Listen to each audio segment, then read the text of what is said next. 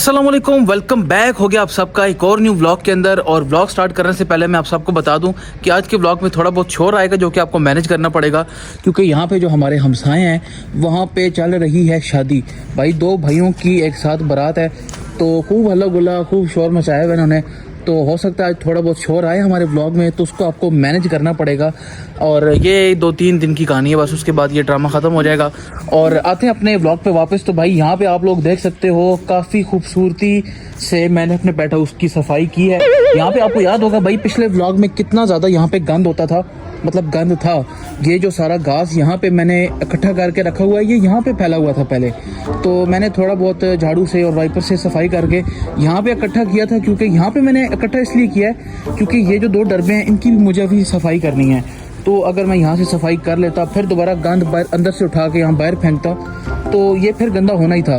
तो मैंने सोचा यहाँ पे सारा गंदा इकट्ठा करते हैं, फिर अंदर से यहाँ से सारा निकाल के जमा करके फिर एक ही दफ़ा यहाँ से सारा जो है गंद उठा के तो इस टब में फेंक देंगे। जो रैबिट्स होते हैं इनकी डाइट का भी बहुत ज़्यादा ख्याल रखना पड़ता है। आप सबको पता है कि खरगोश कितना ज़्यादा खाता है। मुर्गियों को अगर दिन में 3 वक्त की रोटी वगैरह डालो तो चल जाता है, लेकिन खरगोश 3 वक्त की रोटी से गुजारा इसका नहीं हो पाता। इसको दिन में कम से कम मेरे ख्याल में 4 से 5 दफ़ा खिलाना पड़ता है, और वो भी खूब पेट भर के इसको खाना पड़ेगा, तब जाके ये सेहतमंद रहेगा। अब यहाँ पे इसको देखो आप लोग, ये कितना ज़्यादा कमज़ोर हो गया।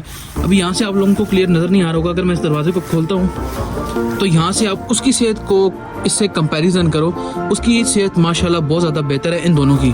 और ये वाला जो है ये बहुत ज़्यादा वीक हुआ है, और ये अब सेट तभी हो पाएगा जब हम इसको फीड खिलाएंगे। और अनफॉर्चुनेटली भाई हमारे पास फीड ख़त्म हुई हुई है, तो वो आज ही लेके आनी है। अब ये जो 3 हमारे पास देसी रह गए हैं इनका बहुत ज़्यादा हमें ख्याल रखना पड़ेगा।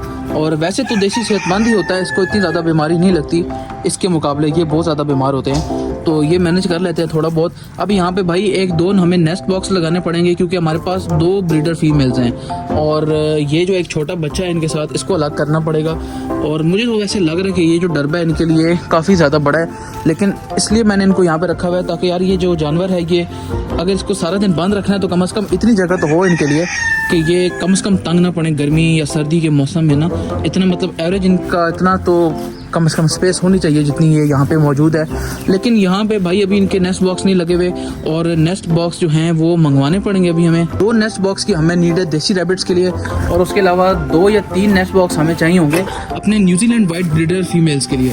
और ब्रीडर फीमेल से याद आया भाई, यहाँ पे भी 3 ब्रीडर फीमेल थी, जिसमें से कल एक अनफॉर्चुनेटली इंतकाल कर गई है, बेचारी फौत हो गई है, एक्सपायर हो गई है आप कह सकते हो। उसको भी पता नहीं ना जाने एकदम से क्या हुआ है। कल मैं दिन को उसको टाइम नहीं दे पाया परसों, और शाम के टाइम जब मैं आया हूँ तो बहुत ज़्यादा वीक थी। फिर अगले दिन मैंने उसको फीड भी दी, दवाइयाँ भी दी, लेकिन नहीं बच पाई, बेचारी बहुत कमज़ोर हो गई थी, सुकड़ गई थी।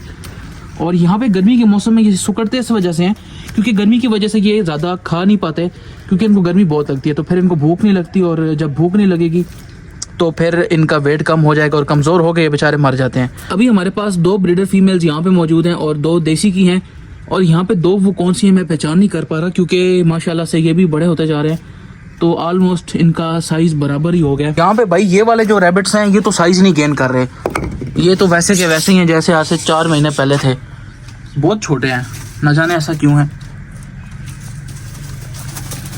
बाय द वे दोस्तों, मैं आपको इनका नाम बताना शायद भूल गया हूँ, शायद आपको पता भी हो, और अगर नहीं पता तो इस ब्रीड का नाम है न्यूजीलैंड वाइट। और इसमें 3 कलर होते हैं, एक ब्लैक होता है और एक रेड होता है। और जो रेड ब्लैक होते हैं उनको एक को न्यूजीलैंड ब्लैक बुलाते हैं और एक को न्यूजीलैंड रेड बुलाते हैं। और ये बहुत फ्रेंडली खरगोश होता है, देसी जैसे होता है ना वो बहुत डरता है, तो ये इतने डरते नहीं हैं, ये बहुत फ्रेंडली रैबिट होते हैं। अभी इनमें मेल और फीमेल वगैरह मिक्स हैं, लेकिन अभी पहचान करना मुश्किल है क्योंकि अभी इनका वज़न इतना नहीं है और ये ब्रीड देने के अभी काबिल नहीं है, तो यहाँ पे हमें नेस्ट बॉक्स लगाने की बिल्कुल ज़रूरत नहीं है। और भाई ये जो डब्बे हैं हमारे पास ये भी बिल्कुल खाली हो गए हैं। यहाँ पे हमारे पास बतखें होती थी, इसमें मुर्गियाँ होती थी, और यहाँ पे जो है मेरे छोटे भाई के चूज़े थे 2, लेकिन अब ये सारा का सारा एरिया खाली हुआ है। और अब आप लोगों ने मुझे कमेंट सेक्शन में ये फीडबैक देना है कि हम यहाँ पे क्या रखें, यहाँ पे तोते रखें, चूज़े रखें, यहाँ पे बतखें रखें, यहाँ पे कबूतर रखें। मुझे इस चीज़ का कोई आइडिया नहीं है, और मुझे आप लोगों ने ये कमेंट सेक्शन में ये सजेस्ट करना है कि इस स्ट्रक्चर के हिसाब से यहाँ पे कौन सा परिंदा या कौन सा जानवर यहाँ पे इजीली सेट हो पाएगा। तो ये भाई आप लोगों ने एक लाजमी काम करना है, क्योंकि यहाँ पे हमने उधर भी खरगोश रखे हुए हैं, इधर भी खरगोश हैं, यहाँ पे भी खरगोश हैं। और ये जो जगह है ये मैंने कल सेट की है। यहाँ पे खरगोश थे ये वाले, तो इनको मैंने यहाँ से उठा के यहाँ पे शिफ्ट कर दिया और यहाँ पे मैंने रखी हैं मुर्गियाँ। और वो जो टोकरी आप लोगों को नजर आ रही है, टोकरी मैंने रखी है इनके अंडे देने के लिए। जैसे ही मैंने ये कल सारी जगह वगैरह सेट की है, यहाँ पे घास वगैरह रखा है और ये टोकरी रखी है, तो जैसे ये टोकरी रखता क्यों, तो वो जो हमारी असील मुर्गी है उसको ये जगह बहुत ज्यादा पसंद आई है। जैसे ही मैं ये टोकरी रखता क्यों, तो फौरन असील मुर्गी आके इसके अंदर बैठ गई और 1 घंटे बाद यहाँ पे अंडा पड़ा हुआ था। उसका यहाँ पे आके बैठना और यहाँ पे 1 घंटे बाद अंडा दे देना, इसका मतलब ये है कि हमारा आइडिया सक्सेसफुल हो गया है। अब यहाँ पे हमें 2 से 3 टोकरियां और लगानी पड़ेंगी। ऐसे तो यहाँ पे 1 टोकरी भी चल जाए, लेकिन मुझे थोड़ा सा डाउट है कि ये जो हमारी 2 गोल्डन मुर्गी हैं वो मैं भी यहाँ पे आके ना अंडा दें, क्योंकि कल असील मुर्गी ने यहाँ पे आके अपना पूरा डेरा जमा लिया था, यहाँ पे अंडा भी दिया है। तो मैं भी वो मुर्गियाँ ये समझे कि भाई ये असील मुर्गी ने कब्जा कर लिया है, तो अब हमारी यहाँ पे कोई जगह नहीं है, अब हम यहाँ पे अंडे नहीं देंगे। तो वो मुर्गियाँ बाकी कहीं और अंडा दे दें पूरे छत पे, हमें पता भी ना लगे, तो हमारे अंडे ज़ाया होते रहेंगे। तो 1-2 दिन मैं ये टोकरियां 2 और लगा के देखूंगा। अगर तो वहाँ पे टोकरियों में उन्होंने अंडे दे दिए तो इसका मतलब भाई ठीक है, टोकरियां पड़ी रहे। और अगर उन टोकरियों में ना दिए, इस टोकरी में अंडे दे दिए, तो फिर वो टोकरियां मैं निकाल दूंगा। ये हमारे पास जो छोटा डरबा था ये बिल्कुल यूजलेस था, तो इसमें मैंने अपने छोटे भाई के चूजे रखे।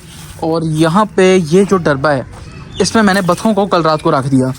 और ये जो दरवाज़ा है ये मैंने इसलिए रखा है क्योंकि रात को थोड़ा सा मौसम ठंडा हो जाता है, तो मेरे छोटे भाई ने कहा कि यहाँ पे इसके आगे दरवाज़ा रख दो ताकि चूज़ों को ठंड ना लगे, क्योंकि मुर्गियाँ फिर भी थोड़ा बहुत मैनेज कर लेती हैं, लेकिन चूज़े जो हैं वो छोटे होते हैं। और अब देखो कितने मज़े से ही पूरा झुंड बना के बैठे हैं, जो मुर्गा स्टाइल से बैठे हुए हैं। देखो मुर्गे के पीछे चूज़े।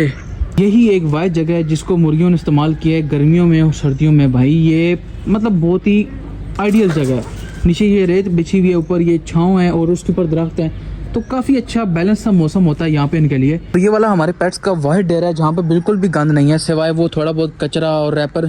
उसके अलावा ये घास वगैरह वहाँ पे नहीं है, क्योंकि बाकी पूरे पेट हाउस में कहीं ना कहीं घास होता था, तो घास को ये पाँव मार के कीड़े ढूंढने के चक्करों में ये पूरा फैला देती थी।